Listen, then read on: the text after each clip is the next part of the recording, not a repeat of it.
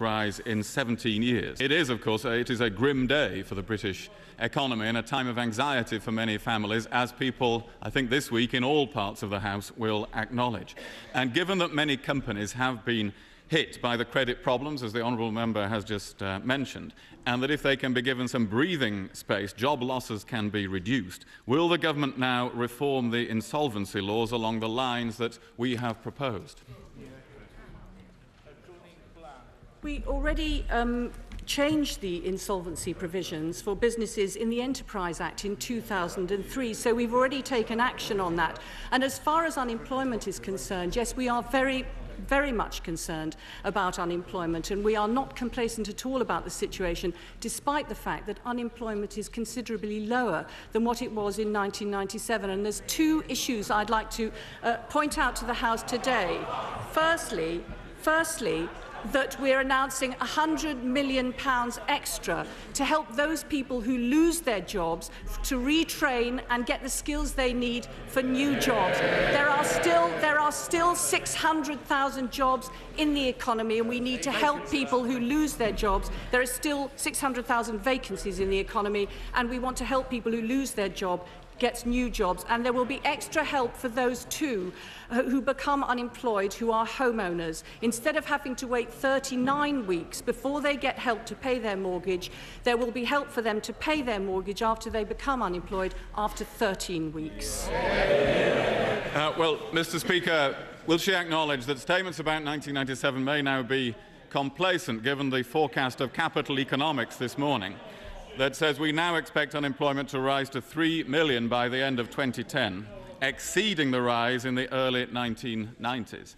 And will she also acknowledge that the £100 million programme announced by the government this morning is spread over 3 years, 33 million a year? That amounts to £18 per year for each unemployed person, and that money is already coming, it has already been allocated to the skills budget and has already been announced. So wouldn't it be a good idea,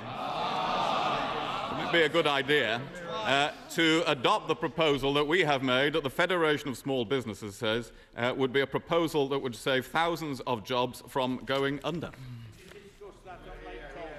As I've said, we've already made the changes in insolvency in the 2003 Enterprise Act, and we are not complacent about the situation in the economy. We have made no bones about the fact that our economy faces hard times, but nor should he write our economy off.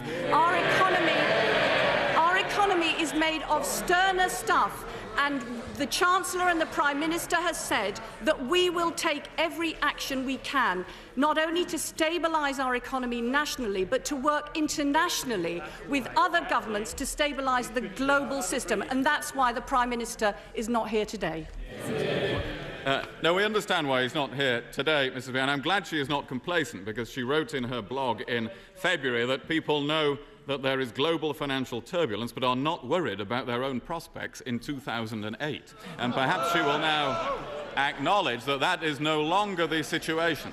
But may I ask her, if she won't take the measures on insolvency that we have proposed, I want to ask her about another group of people who have been hit in recent days by the economic crisis, people who have retired from their jobs.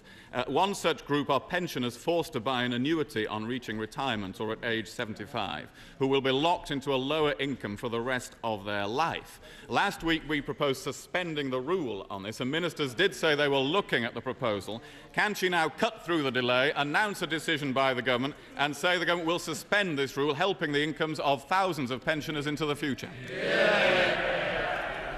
He mentioned my blog earlier this year, and whilst it's true that the global seeds of this problem, with the increase in oil prices and food prices, as well as financial instability, have been coming over a period of time, I think the impact on family finances, on businesses and jobs have been sudden in their impact, not only in this country and around the world. He's mentioned the question of pensioners, and yes, we are concerned about pensioners.